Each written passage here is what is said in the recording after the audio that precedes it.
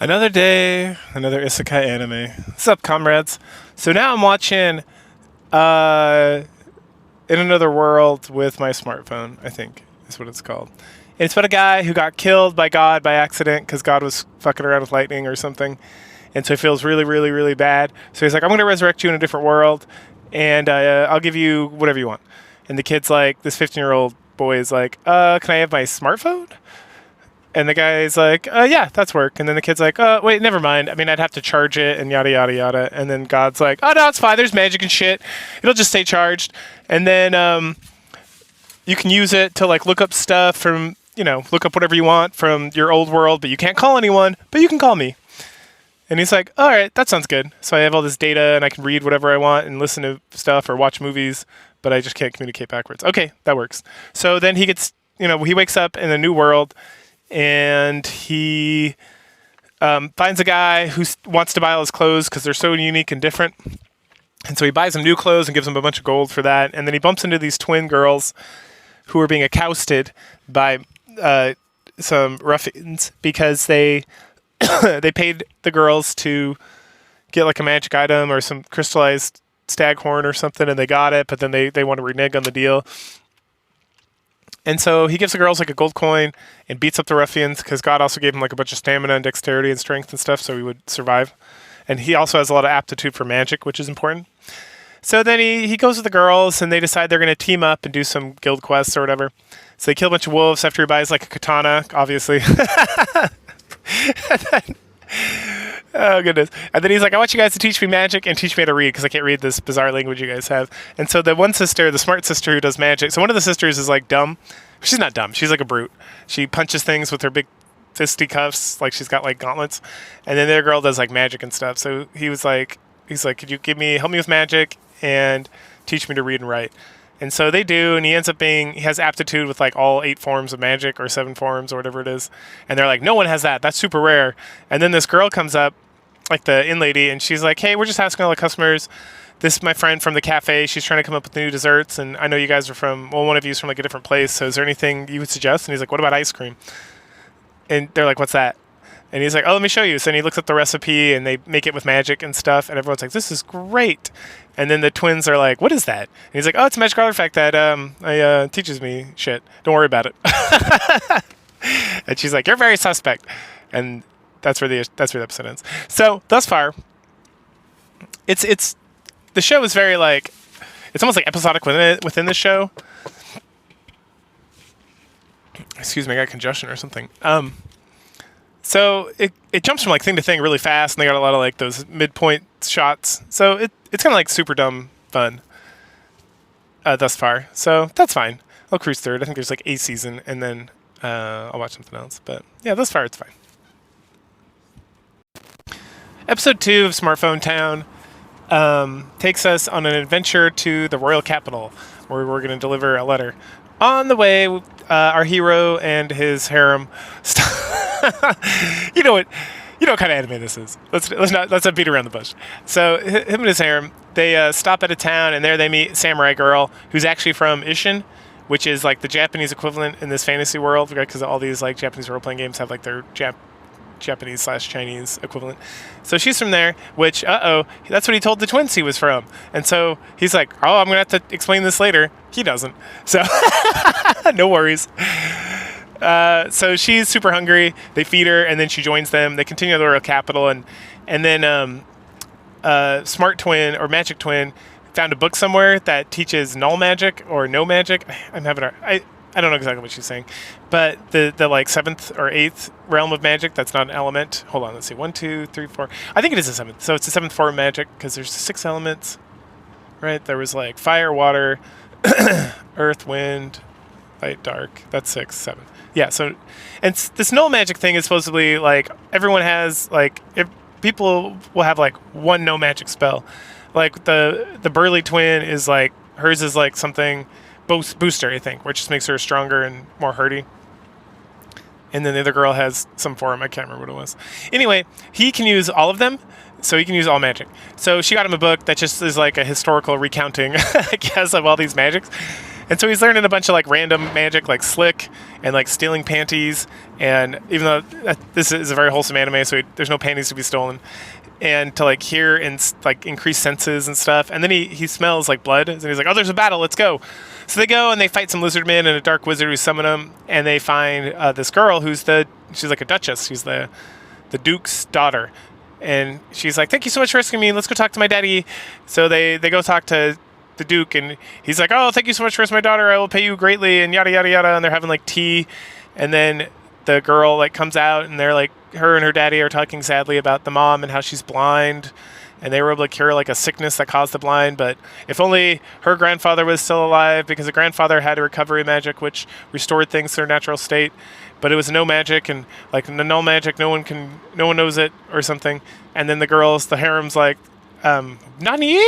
And so of course our hero can use it, so he goes and heals the blindness from the duchess, and everyone's super happy, and he gets 10 platinum, which is worth like 100 gold. He estimates it to be like 40 billion yen, which like, I'm like, man, that's pretty good. It means inflation hasn't really hit this world like it has in like the most Dungeons and Dragons style worlds, where gold is just like, let the gold flow.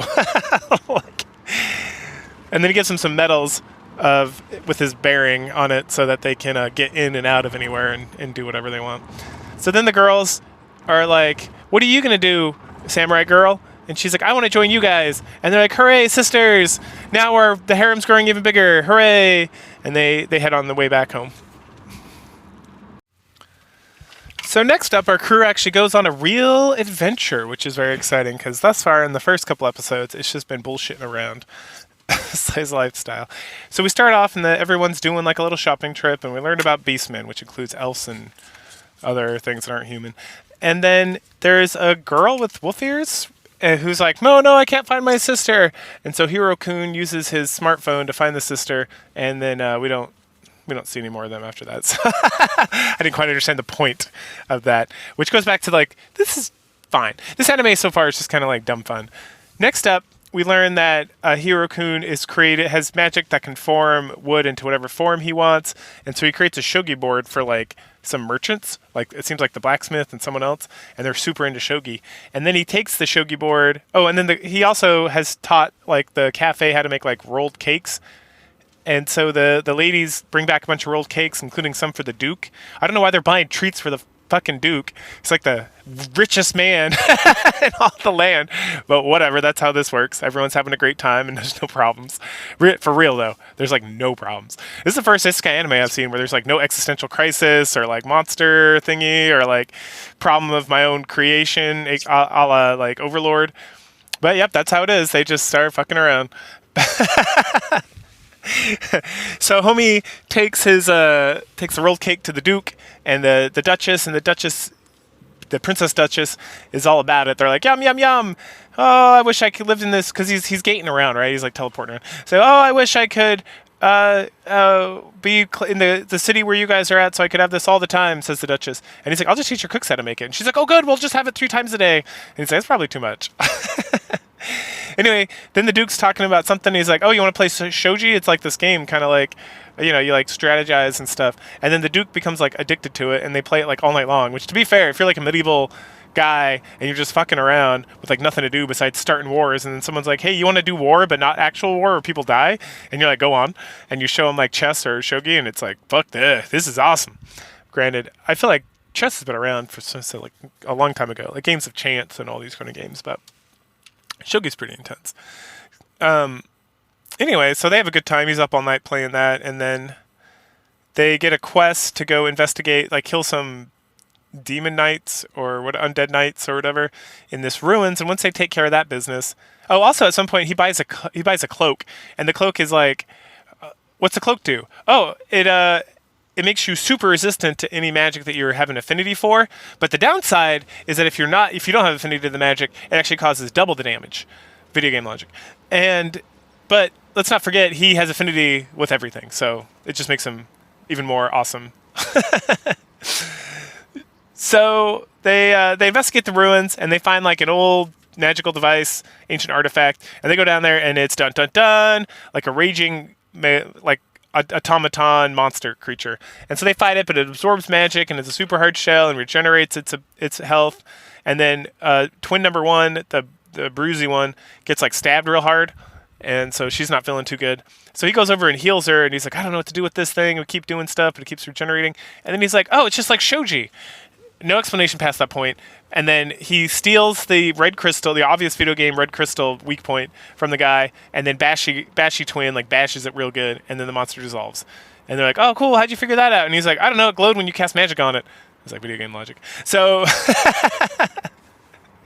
jeez. Oh, they also find some in the ancient ruins before they awaken the monster. There's a bunch of writing no one can understand, even the smart twin who's like really into language and shit. And so they take a bunch of pictures of it, and then when they go back to tell the Duke about the whole business with the monster, he's like, oh, I'll have to send some guys to investigate that later. And he's like, yeah, here's a picture of it, of the language we found. And he's like, oh, could you make me a copy of that? And the smartphone guy's like, yeah, I'm sure I could figure it out. And he does, using magic. To draw or something? I don't know. Anyway, he goes to deliver the goods to the Duke, and the Duke's like, oh, you got here just in time. I have to go to the king, my brother. And Hiro-kun's like, oh no, nani desu ka? And the Duke's like, he's been poisoned. And then we see this like blonde girl sitting over the king, who is either going to join the team or be another harem love interest or all the above. But yeah, that wraps up that episode. In the next episode, our harem grows even larger. But first, the Hiro-kun discusses with the Duke as they ride over to the king the situation. So there was a ambassador from the Beast Kingdom where they're trying to like rectify some issues that have been going on. And there's something about marriage, something. I don't know. I wasn't paying that much attention, to be completely honest. But so the rumor is that the ambassador from the Beast Kingdom is the one who poisoned the king because of stuff. And so they show up, and the Duke's hoping that Hiro-kun can use his unlimited recovery magic or whatever to cure the king and bring everything back to normal. So they get there, and we meet the princess, who is madly in love with our hero, of course, and it's going to be part of the harem, thus forward. Because of course. But first he heals the king. The princess keeps eyeballing him and keeps getting like, red in the face and like, ooh. And the queen and everyone's super grateful that they cured the king, and they're trying to figure out who poisoned him. And again, there's like some shady looking count who's like, of course it's the ambassador from the Beast Kingdom. And so then the Hiro-kun goes into the dining hall and is like, where's with like a general. We also meet like this mage lady, and she's pretty seductive to the Hiro-kun, but we only see her for a little bit and then she's gone. And then there's the ambassador for the Beast Kingdom is the sister of the girl that he helped earlier, like the previous episode. So they might be in the harem as well. I don't know. Its harem's like growing exponentially larger very quickly. Oh, Hiro-kun. So he finds the solution. So he calls everybody back in, and it's like, everyone here was in the room when the king was poisoned, so one of you had to have done it. Dun dun dun. And so then he gives some wine to the general, and he's like, behold, are you okay? Yes. Good. So the wine is not poisoned. Next, we are going to use the original glass that the king used and put some of this wine in there, and we need someone to try it, but it's got to be a noble. So the count, you're up. And he's like, no. And so they force him to drink it, and he's like, I'm poisoned, I'm dead. And then everyone's just staring at him, and the Hiro-kun's like, there's nothing poisoned about that glass. Why would you think it's poisoned? And it's like, aha, we caught you. Some real like Sherlock Holmesy stuff. So we don't get an explanation why this occurred or anything else. The show is extremely shallow, which again is just dumb fun.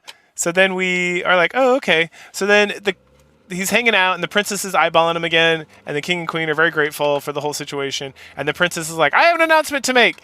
And the parents are like, yeah, what's up? And she's like, I'm going to marry this man. He is going to be my husband. And the king and queen are like, oh, very good, very good. And then Hiro-kun's like, what? Do I not have a say in this? And they're like, well, what's your objection? And then the girl's like, do you not find me acceptable? And he's like, I don't know how to respond to this, but aren't you like 12? And then the king and the queen like laugh. They're like, oh yes, but it's common for nobles in our country to be betrothed before the age of 15. We were actually kind of worried that she wasn't going to find anybody. And he's like, shoot. So in my country, we don't get married until we're 18, and I'm only 16. And the king and queen are like, oh, very good. We don't want to disrespect your customs. And he's like, phew. And so, but then they're like, okay, so you're going to take the princess with you, and you guys can get to know each other for the next 2 years, and then you can get married. And he's like, oh, dang it. She'll only be 14. And they're like, I love Japanese stuff. Let's play off pedophilia with laughs. I love it. Okay, so anyway. So she comes along, and so she's introduced to the rest of the rest of the harem, and the nerd girl who has a crush on the Hiro-kun as well is kind of like, Arr. And the other girls are like, well, I don't understand why the princess is just going to stay with us, and you guys are betrothed. God, you were gone for like 6 hours. Good stuff. And he's like, yeah, I guess. I mean, we'll see. And then the princess is like, you can call me darling, and everyone's like, darling, and he's like, oh, Anyway, so she's going to come adventuring with everybody. She's good with the bow, and she's got, like, magic that's pretty good for a 12-year-old, I guess. She does not look any younger than the rest of the girls, who I'm presuming are all 18-ish. Maybe they're all teenagers. I don't know. Anime, right? So, goodness. Anyway, so they go out, and they fight some big gorilla monsters, and she summons some wolves, and he's like, oh, that's cool. You can summon? And she's like, yeah, I'll teach you later. And then they fight, and everyone's like, wow, you're really good at magic and shit for a 12-year-old. No, just period. The 12-year-old thing has dropped completely at this point. Yeah, you're just really good, and you're just like us, even though we're like at least 6-7 years older than you, and you're a child. Love it. So they're like, all right, cool, it's fun having you around, we're going to keep you around. And then he's like, golly, we need to get some guys in this group. And they're like, what's wrong with all these women? You got a problem with bitches? And he's like, no, it's just like people are always staring at me. And they're like, why do you think they're staring at you? And he's like, because I'm walking around with all these cute girls, these 3 cute girls. And they're like, oh, you think we're cute? And then the princess is like, do you think I'm cute? He's like, yeah, of course I think you're cute. And she's like, ooh. Anyway, so next Jesus. So next up, he's learning summoning magic, and she's like, "Oh, look, so you do this thing." And so he's like, "All right, I'll try it." And he summons, and this like great white tiger shows up, and he's like, "I am the white tiger monarch." And then the princess is like, "Wow, that's like one of the greatest summons in the whole world. It's like a monarch summon or like a kingly or godly summon." Also, before all this happens, he gets a call from God. And he's like, oh, congratulations on your betrothal. And he's like, it's not funny, God. She's 12. And he's like, oh, you better be careful. You might don't want to end up in hell. Good stuff. Anyway, so he summons, and then the tiger god is like, oh, I will devour you if you are not strong enough to be my master. And he's like, show me your magical power. And so he like touches the Hiro-kun touches his forehead, and then the monarch is like, ah! And he's like, it's too much, and he almost kills him. And he's like, oh, I will serve you, and I will be by your side at all times, and we will be together, and it'll be great. And he's like, ah, man, I can't walk around with like a super big, white, angry-looking tiger all the time. And then the monarch is like, oh, I see, I can fix that. And so he transforms into like a super cute, like anime mascot character, little white tiger cat thing. And then he's like, is this more acceptable? And Hiro-kun's like, yeah, that should work. And then the princess is like, oh my gosh, it's the cutest thing I've ever seen. And he's like, please stop squeezing me and carrying me around. And then the other girls come out and they're like, what's going on out here? And they're like, oh my gosh. And they all grab the king and give him the like, oh, he's so cute, he's so cute, he's so cute. And that's it. The end of that episode.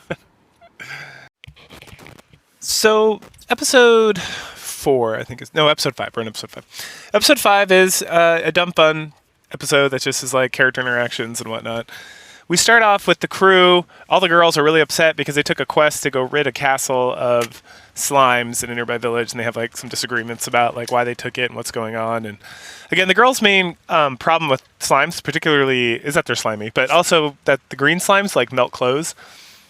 And Hiro-kun is like, he's this teenage boy, so he's kind of like, oh, it's no big deal if they melt little clothes, whatever's going to happen. It's like, anyway. So they get in there, and they see some silver slimes and some green slimes, and they find out that this castle or this ruin or whatever was like occupied by like this mage who was trying to make the perfect slime, create the. And then they find a book where he records like all his slime adventures, and they run into some green slimes, and they like escape up the stairs.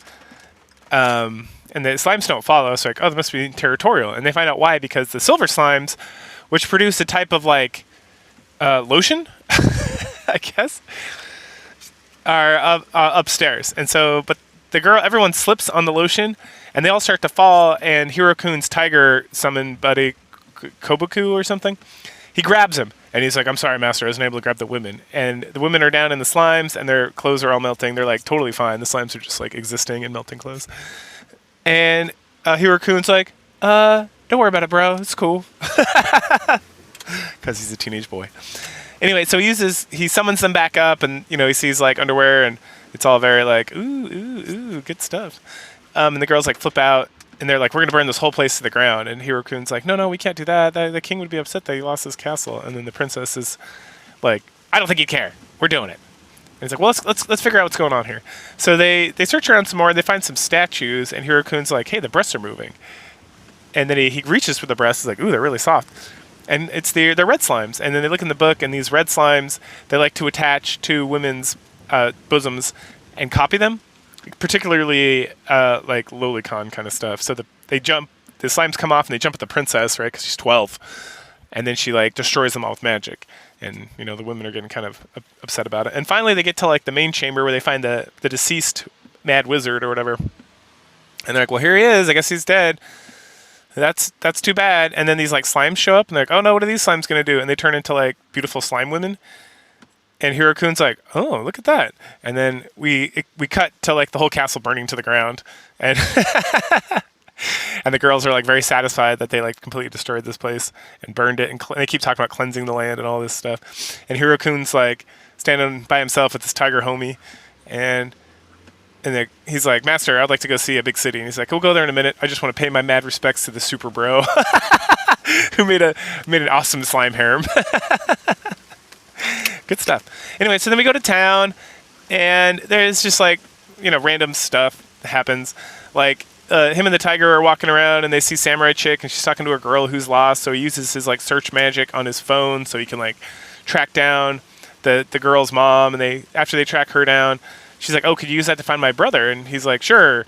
And so they're like hanging out, and he tracks the brother down to like a dojo in her hometown, and she's like, "Oh, that's just like him. He reminds me of you." And she says something about being in love, and then she like backpedals. She's like, "I'm not in love with my brother though. Oh, I'm not in love with him. I don't know." Blah, blah, blah, blah, blah. Right. Okay. Anyway, so moving on, he's chilling at his house, and he's like, "Oh, maybe there's like an X-ray spell I could cast on the phone, and maybe I could take pictures." And he's using it. He's like, "Oh, it really does work. I can see through walls." And then he sees the smart twin, and he sees her in her underwear because it like works that well, but not well enough that he can see through her skin, just through the wall through clothes. And he's like, "Oh." And then she comes in, and she's like, "Hey, I found this scroll, and it has magic, but I can't read it all." And he's like, "Oh, I got an idea." So then he transforms some metal and glass, like transmutation, into glasses, and then he casts a spell on the glasses so that they can translate whatever. And he gives them to her, and now she can learn. And she learns bubble explode or something, like water explosion, bubble burst, something like that. So she goes and practices it, but she's having a really hard time like visualizing what it's supposed to do, which is making the magic not work, and she like drains her mana. So anyway, so he goes and learns from the doctor at the castle how to like transfer mana, because that's a null spell she has. And then he comes back and helps her by giving her some of his like unlimited mana pool, essentially. And then she's still struggling, and he's like, "So what's the problem?" And she's like, "I don't know what this spell's supposed to do." And he's like, "Well, it's a bubble that explodes." And she's like, "I don't know what explode means." And he's like, "It's like you have a soap bubble in it. Boo! It blows up, but it's much bigger and stronger." And she's like, "Okay." And then she's able to do it. And she's like, "Thanks, Hirokun." And then the last story, this one episode, is he's with Burly Twin. Oh, that's not the last. Yeah, it's pretty much the last story. Him and the Burly Twin are like out and about, and we see like a flashback of them fighting like a stone gargoyle, and her like gauntlets, her like fighting fists got cracked. And so they go to the capital to buy new ones, and she's very pleased. And then he catches her like looking at a very pretty frilly dress in like a shop, and he's like, "We can go get that if you want." And she's like, "Oh, that's not for me. I was just thinking about how pretty my sister." And they go back and forth, and finally he like forces her, or like convinces her to go try it on, and then he buys it for her. And he's like, "Well, it's a gift, so now you have to wear it." And it's super cute, and all the girls think it's super cute. And then they get a letter from the capital, from the king, from the princess's father, requesting Hirokun to show up. What was the reason? Because of something. I don't remember. Anyway, we'll find out next episode. Episode 6 takes us on another grand adventure. So we start the episode off with the crew, Hiro-kun and his harem, getting a palace, essentially. Maybe not a full palace, but like a manor. Yeah, manor/mansion where he can live. And it was a gift from the king, obviously for him and the 12-year-old princess. Love it. Anyway, so then he's like, oh, this is a great place for all of us to live. We'll have to figure out how to keep it clean. And all the other three, the samurai and the two twins, they're like, what? You want us to live here? This is supposed to be your home with Uni or whatever the princess's name is. And he's like, yeah, we're like family. We're all going to live together. And they're like, oh my gosh. And they like run off. And then the princess is like, ooh, I don't mind if you want to share. I love you. And we can be together and you can do whatever else. I'm not a jealous girl. I'm going to go talk to them. And so she leaves and they talk about how they're going to harem it up, I guess, off screen. And so then the Duke, and then the butler, the king's old butler shows up because he wants to serve Hiro-kun because Hiro-kun saved his brother. And Hiro-kun's like, oh yeah, I remember that guy. I like helped him when he got an arrow wound. And I don't remember it, but I'm sure it happened. Anyway, he brings like a whole retinue of people to like serve Hiro-kun in his new mansion. Shortly thereafter, we get a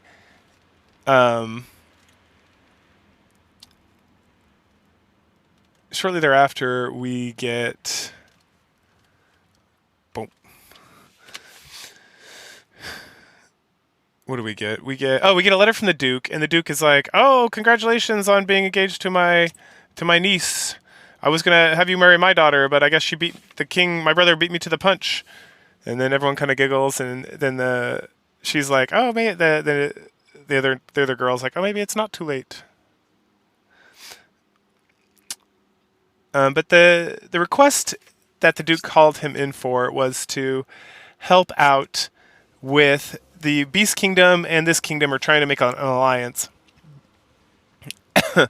And so they want him to be able to gate the king, either king, back and forth so they can have like this meeting. But he has to be somewhere before he can teleport. So then they take like a convoy over to the Beast Kingdom.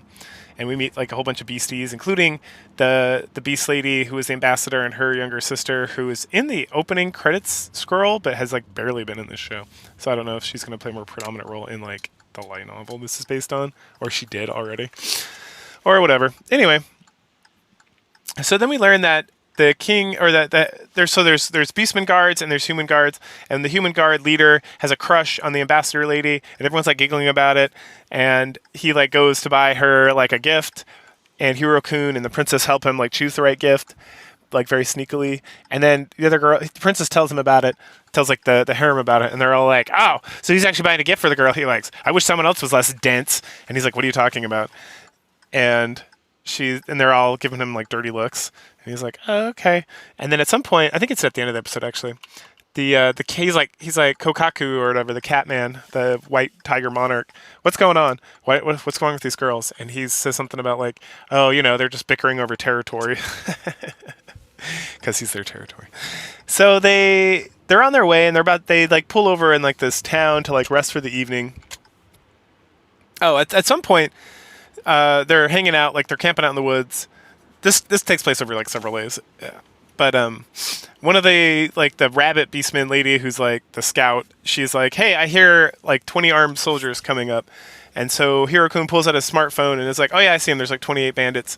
And then he like highlights them all and casts Paralyze on them, and that instantly wins. So good for him. Stupid. So everyone's like, oh, okay, cool. No questions asked. And then we also see that they're using the gating for like the harem to like hang out in their mansion and get pampered during the caravan, which is kind of hilarious. So then they get a report, or they're like, oh no, there's a dragon, and I think it's attacking this village. Or he uses a smartphone to be like, oh, it's attacking this village, we gotta stop it. And they have a conversation about how the dragons are friends with the beastmen, but normally they just chill the fuck out and do their thing over there. The only time they'll ever like leave is if there's like a big deal. Like they get like attacked, and so they defend themselves. Or every now and again, there's like a young dragon who just like, goes on a rampage, and so that's the case here. So Hiro-kun and his harem go to fight the young dragon, and they all combine their forces and have a fun little battle, and are able to kill the dragon. And then a giant red dragon shows up, and he's like, "Oh, sorry, I came over here to like, you know, figure out what's going on with this guy." And then the white tiger monarch's like, "Hey, motherfucker, we killed that asshole. You need to do a better job raising your like young, because he disrespected my master, and that's completely unacceptable." And the dragon's like, "Oh shit, it's the white tiger monarch." And he like comes out and like bows, and he's like, "Oh, you're the master of the white tiger monarch. You must be great indeed." And Hiro-kun's like, "Yeah, I guess so. Sure, whatever." And so Kohaku like rails into him. The dragon apologizes a whole bunch, and then yeah, that's the episode. Jeez.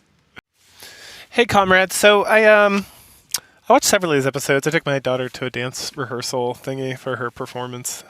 So this part's gonna be a little jumbly. I watched like 6 episodes in a row and didn't talk about it. So I think this episode, yeah, it's like episode 6 through 11, or maybe 7 through 11. Maybe it's not that many. Anyway, so I don't remember if I talked about this before. No, I did. They got the mansion. Yeah, okay. And then there's a 2-episode kind of arc which takes place in Ishin, which is the Japanese kind of like equivalent RPG level where the samurai girl is from. And so she's concerned, or oh no. Something happens before then. Yes, okay. So before that happens, where do we meet this lady at? They're doing something. Golly, what was it? I mentioned that there was like a white-haired lady with like a teddy bear that kind of popped up at the end of one of the episodes.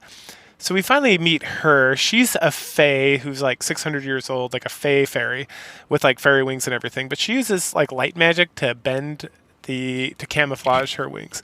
We also come to find out she's a huge pervert and likes to get Toya, who's Hiro-kun, into like a lot of trouble. Looks like this gate is closed, so I will be turning around. Okay. So, she shows up at like the castle or something, if I remember correctly, to have a conversation with Toya, and kind of introduce herself. And you know, they go back and forth, and she teaches him how to use this magic, which she uses for the teddy bear. The teddy bear is like an inanimate object that she gives like life to, essentially, and so she can do that with anything. And so she teaches him that, and they kind of screw around with that for a little bit. Anyway, so she is like, I need your help, and I'll teach you a bunch of magic and stuff. And we also find out she's the tutor of the doctor lady, and that's how. So Toya like meets her, and they have like a conversation, and then he like nopes out, and then the doctor lady kind of calls them, or they get called to like the palace to meet with the duke, or I think it's the king. They get to meet with the king, and then the doctor lady introduces her as because she's the apprentice of the fairy lady, Leen, I think, or Len. So then she's like, "Hey, I just want to visit Ishin to see this ruin or this temple or something, and you can help me because you can gate." And he's like, "Well, I've never been there, so I can't gate." And he's like, and then she's like, "Well, there's this ability where you can like read people's minds and gate from like their memories. And so you just gotta like get it from the samurai chick." And the samurai chick's like, "Oh, that'd be great. I wouldn't mind visiting my family and seeing what's going on with all of them." And he's like, "Okay, cool, let's do that." And then Len is like, "Okay, so the way to do that is to kiss each other." And they're like, "No, nani." Right? So this show continues to maintain that he's a teenage boy, but these girls will call him a pervert, but then they're all in love with him, and then everyone gets like flabbergasted when he like kisses someone else. This show's real dumb. Is that what I'm getting at? Like it's entertaining. I don't even say it's mildly entertaining. It's just it's fine. It's entertaining. I don't know if I'd ever watch it again or have really any interest to see where any of this stuff's going. But the characters are all fine. They get along well, and they're hot, so that's a perk. And then it's kind of dumb isekai fun. I think it falls in the pile. I would definitely say of like trash anime, where it's like this is fine. I'm not like writing essays about this or like thinking about it long after it's over, but it's like, this is like killing time. Okay, so where are we going from here? Oh, okay, so then they like They don't kiss, actually, even though that was what they had said they had to do. They just put their foreheads together and get really close, and then he's able to like teleport everybody to to Ishin, and the samurai lady's like, huh, something's weird about all the people here. And so they go back to her house and they find out there's like a war, or there's like a group of demons attacking a castle, and that her dad and brother went to help defend it, and that they're in a lot of trouble, and everyone's very concerned and stuff. And so, and then so they head there. So he does the mind not wipe, the mind read thing. They teleport over there. They give relief, and then he uses his smartphone and his like lightning magic to kill all the oni or the demons that are like attacking, or like the masked whatever. And then they have a conversation. And there's another group, like because there's like one daimyo, or not one daimyo. There's like one. Wait, is daimyo lower than shogun? I think shogun's the top. So there's one daimyo, and that's who they just rescued with the samurai chick's dad and brother. And then there's another one who's like the enemy, but then it's not really the enemy, or they're not sure because they're confused because they were like sort of allies or something. And then a ninja lady shows up, and she's got super awesome boobs, which is important. Not really super important, but it comes up later, so you got to note. All right, so then he looks into her memory so they can teleport to that castle so they can rescue like her clan or whatever. And then once they get there, they use like light magic to bend the fairy and him so they can like sneak in, and the ninja is just going to sneak in because she's sneaky and stuff. And then the fairy lady like ropes the lady, the ninja lady, and pretends that it's Toya, and then Toya's like, it's not me, and the ninja lady's like super turned on by it, right? She's not like bothered by it at all. So they go in and they rescue everybody, and then he uses his lightning smartphone thing to like destroy everybody once again. And then they go confront the guy who like made a deal with the devil, essentially, to take control of the clan. And then Toya like quickly dispatches him by just like he's like got some orb that he's using to control like the head of the clan. And then Toya has to like kill that guy, which everyone's just kind of like, oh, I guess it was what it was. You had to kill that guy. It was sad that it happened, blah, blah, blah. And then they take out this guy, too, and they shatter like the gem he was using to like summon demons and all that. And then victory! And so everyone's happy and everyone's getting along, and everyone wins. So that's that's that. And so they finally go to like the temple, and Lynn's pretty contented. And then she's like, all right, there's one more temple I want to check out. It's like under the water. Can you help me find it? So he uses a smartphone. And oh yeah, it's over here under the water. And so they go to like this beach to check it out, and he tries to swim down to it, but he runs out of breath, and so they got to figure that out. But, meanwhile, he's like, oh, it'd be fun having a beach party here. So they get all the girls, like the maid. Oh, we find out that two of the maids are actually like also like somewhat ninja-y, and that they're the guardians of the princess. And so the reason they're maids in like his household with like the butler is because they are protecting the princess.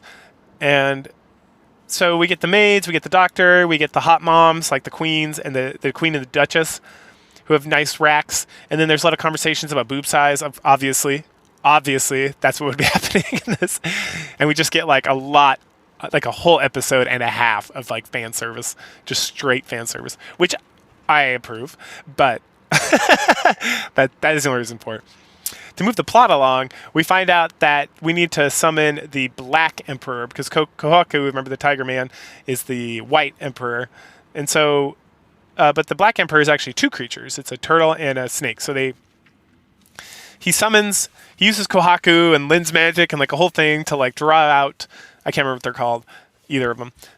But he summons the snake turtle person, and then they have a conversation, and they're like chit-chatting, very friendly with Kohaku, and then he's like, hey, you gotta help my master out. And he's like, this guy's your master? I'll fight him and find out. And so then Toya just uses like Slick, like his favorite spell in the whole world, to cause the creature to keep slipping. And then he casts like at some point he's like, I'm gonna make a gun. So he makes a gun, and then he makes bullets. And then he makes a gun for the princess and somebody else. I can't remember who. Anyway, so now they got guns. And so, with magic bullets. Oh, also at some point, he creates a bicycle. There's like not a whole side story. It's like a pre-credits like short thing where he makes bicycles for everybody, and they all have good times, right? Because he has some sort of transmutation magic that has come up, but it's never been explained. He just kind of like learned it at some point. So anyway, so he casts like a continuously like reapplied Slick spell on like a bullet, and then shoots the ground underneath the Black Emperor. And then it does that for like hours. It just keeps falling and standing up and falling and standing up. And eventually it like concedes. And so then he's like, hey, cool, you're going to follow me just like Kohaku, but you can't be all big and monstrous because that's going to be weird. So same thing. So it turns into like a cute little turtle with a little tiny snake wrapped around it. And it makes it like covers Toya in like magic so that he can go under the water. And so he heads under the water with his little friend by himself, and they find like a magic circle, and that magic circle teleports them into the sky, into like a sky palace thingy. And there they meet Francesca, who is sort of an android, like a magic android, and she gives him various tests, like she only wears panties, and he has to like not try to have sex with her or anything. Which he succeeds because again he's a teenage boy, but he's got like Japanese morality. So he's like, oh no, I can't. I'm a very kind-hearted, and I like to look at panties and boobs, but I'm gonna be very awkward about it. Situation. So then they have a conversation. He passes, so he's gonna be the new master of like the Flying Gardens. He gates back to get all the girls who have been like playing beach volleyball, and like people have been losing their tops, obviously, and comparing boobs and talking about getting sand stuck in between their giant boobs, and then the smaller boobed ladies, like the 12-year-old, are talking about how that's not a problem they have to deal with ever. We also learn that the big secret that the princess took the other ladies to go talk about when they first got the manor was that she wants to have some sort of harem. She's cool with the harem, that even though she's the bride, she's like the prime, she's the bottom bitch or whatever you would call it. She's the prime matriarch of the harem, even though she's 12 years old. That she's willing to share Toya with everybody, and so she's like, if you all want to get married to him too, that's fine. And they all have freaked out, of course, and had like an utterly awkward conversation. And then she brings up the conversation again, and they're all like super awkward, but they kind of admit that that's what they all want. So they're all gonna like marry this guy at some point. Good for him. Good for the 16-year-old boy. So. Meanwhile, Francesca's talking about her talking about how there's like a whole bunch of flying castles or flying islands. There's like 9 of them, and that 2 of them have been found before, and that they've been floating around for like 5,000, 6,000 years. And then Francesca's like, all right, well, I just need to turn like root status over to you by getting your DNA. And he's like, what? And then she like French kisses him, and all the girls freak out, and she's like, And then the princess like yells at her and freaks out. And then she's like, well, the only other way for me to have done that would be for him to have deposited his seed inside my vagina, essentially. And then she like passes out from like, 12. So, Lord, give me strength. At this point, and then the booby twin, I think she's younger, the younger twin, she's like had enough. And she's like, Toya, I love you. And then she kisses him too. And then all the girls are like, Nani! Good stuff. So finally the season ends with Toya having kiss engagements with all the ladies. So now it starts off with the Francesca getting a maid outfit and joining the house. And then Yumi, who's the princess, confronts him in his room and is very upset that other women were able to kiss him first before she was, even though they're engaged and she's the princess. And so she demands that he gives her a kiss. And so finally Toya mans up for being like a 14, 16-year-old boy or something and kisses his 12-year-old fiance. I love it. And then she's like, all right, so what about Lynn, who's the magic twin? What do you think about her? And he's like, I don't know, what do you mean? And she's like, well, she confessed to you and you didn't say anything. And now she thinks she's very upset about it. And he's like, so what do you think about her? And she's like, well, to be honest, she's very cute and I like her and she's great. And then they have like a conversation about that. And then dun, dun, dun, Lynn is standing right there invisible the whole time. Ruh-roh. She got turned invisible by the fairy lady who likes to interfere with Toya's life. Obviously, everyone likes to interfere with Toya's life. So then they agree to get engaged as well, and then he kisses their foreheads and they leave. And then the next morning he's woken up by the punchy twin, and she's pissed off, and she takes him out to the courtyard, and there's Katana Lady, and she's pissed off, and then they fight. And they say if they win, they're going to request something. And so they win, and then they request the same, quote-unquote, the same position as the other girls. And then he's like, what, you mean like engagement? And then the princess and Lynn come out, and they're like, yes, we all want to be married to you, and it's fine with me as the queen of the harem. And he's like, I don't know, I got to think about it. This is like a lot of stuff. So he goes to the gardens to kind of like chill out, and think about things. And Francesca shows up, and she's got like a USB cable, the USB-C cable, and she's like, "Here, my master, Dr. Babylon, told me to give this to you." So he plugs it into his phone, and then he gets like a holographic image of the Doctor. And she's like, "What's up, playa?" And they go back and forth. And he's like, "How is this happening?" And she's like, "Well, I have like an ability, or I have something that lets me see the future, but it only lets me see like the future." It's some like real kind of, hand wavy, who gives a fuck kind of thing, where she can like have a conversation with him because she can see the future and how he's going to react to her comments. And so they're having like a live conversation, but 5,000 years removed or something. Who cares? This whole show. If you're looking for anything like logical consistency or like whatever, like you're watching the wrong show. That's how this show is fan service and good times. So she kind of berates him for not, being more of a man. And then he's like, whatever. So then he gates to heaven where God is chilling, watching like his soaps and eating some rice balls. And God says the same thing to him. He's like, yeah, man, you gotta be true to your heart and just like do what else. Like, stop worrying about it. You're thinking about it too hard. But I'm not really like a loving guy. Like I never have a romantic relationship. So let me call somebody. So he picks up his like old rotary phone and calls the goddess of love, not Aphrodite per se, but just the goddess of love. And then she shows up and she's boobacious and hot, of course. And then she talks about how she causes cliches like lovers separated by war, being killed in war or something. And then how she also tells him that the whole panty shot thing in the mansion when they first moved in there, when he walked in the room and they were all changing, she set that up. But she tells him the same thing. She's like, "Oh, I've been watching you. And like, you just need to man up." And it's like, okay. So then he goes back and he calls all the ladies together and he's like, "All right, so I made my decision. I will marry all of you, but I'm not going to do it like right now." Why not? "Oh, I'm just not ready and something. But if you lose interest in me, you feel free to renege on the contract." And they're like, "No, we will never renege." And then the princess and Lynn brag about getting kissed, and the bruiser chick and the samurai are like, "We want to get kissed too." So he goes to kiss the bruiser twin and she knocks him out.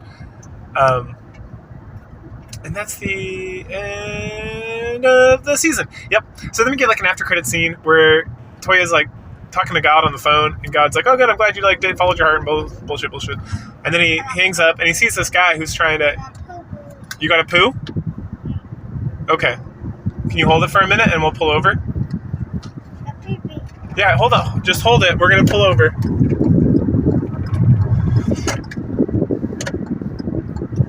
Just hold it for a minute. Anyway, my son's going to poop you. So where was So he bumps into this white-haired guy who is trying to buy stuff with like weird money, and he helps him out and buys it, and then the guy comments on his cell phone and the season ends. So it's pretty... It's a show, right? It's like... it's like dumb fun. There's nothing really like to like be like, "Oh, this is great," or anything like that. I might consider watching future stuff if I find it, but I'm not gonna like worry about it too hard or be that concerned if I don't. So, yep, there you go. Cool. Catch y'all later.